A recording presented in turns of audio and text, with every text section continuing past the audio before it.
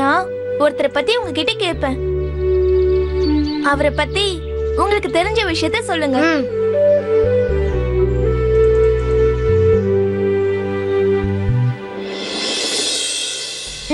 சரி, அப்துல் கலாம்னு சொன்னதும் உங்களுக்கெல்லாம் என்ன ஞாபகம் வருது?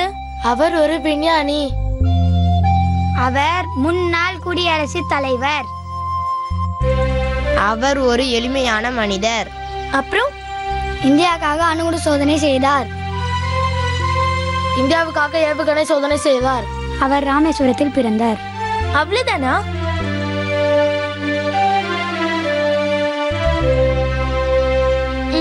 சரி, இப்ப நான் சொல்றேன். இந்தியாவோட எதிர்காலம் மாணவர்கள் தான்.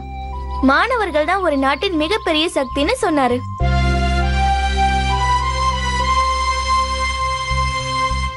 தன் வாழ்க்கையில் பெரும் பகுதிய ஆராய்ச்சி, எழுத்து, மாணவர்களை சந்தித்தல்னு செலவு செஞ்சாரு.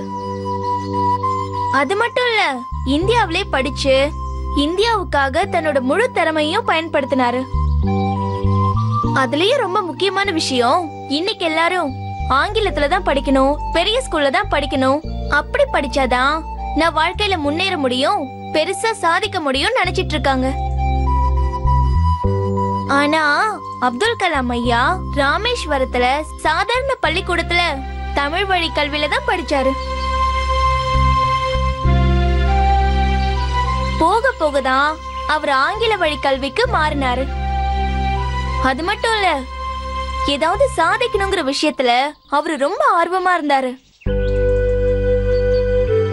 அதனாலதான் நம்ம பிறப்பு ஒரு சம்பவமா இருந்தாலும் இறப்பு ஒரு சரித்திரமா மாறணும்னு சொல்லி அதே மாதிரி வாழ்ந்து காட்டினாரு. அணுகுண்டு சோதனை அவர் செய்தாலும் அமைதியத்தான் அவர் விரும்பினாரு. தூக்கு தண்டனைக்கு எதிரான தான் கருத்துக்களை தான் அவர் பதிவு செஞ்சாரு. ஒரு சின்ன ஊர்ல பிறந்த கலாம் ஐயா இந்த உலகமே போற்றக்கூடிய அளவுல வாழ்ந்து காட்டினாரு. இன்னும் எல்லார் மனசுலயும் என்னைக்குமே வாழ்வாரு.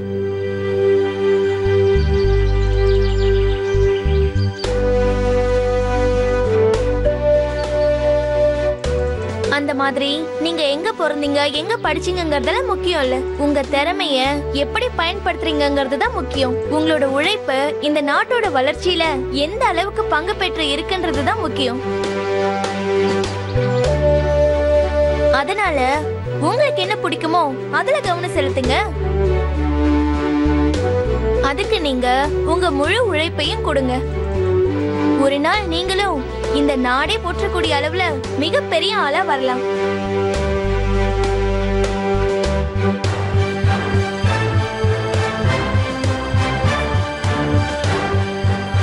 சரி, இப்ப நீங்க என்ன பண்றீங்கன்னா கொஞ்ச நேரம் விளையாடுங்க. என்ன டீச்சர் படிக்க சொல்லுவீங்கன்னு பார்த்தா விளையாட சொல்றீங்க?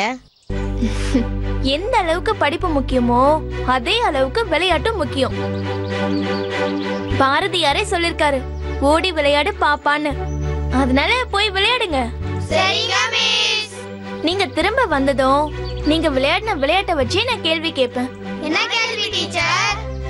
இப்ப நீங்க கிரிக்கெட் விளையாடுனீங்கன்னு வச்சுக்கோங்க, உங்களுக்கு தெரிஞ்ச கிரிக்கெட் பிளேயரை பத்தி கேட்பேன். உங்களுக்கு பிடிச்ச கிரிக்கெட் பிளேயர் யாரு?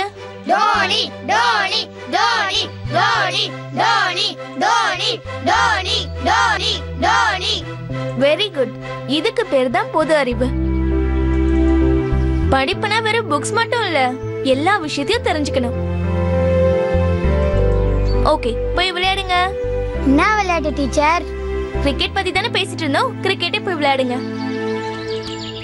பாபி, இந்தா பால்.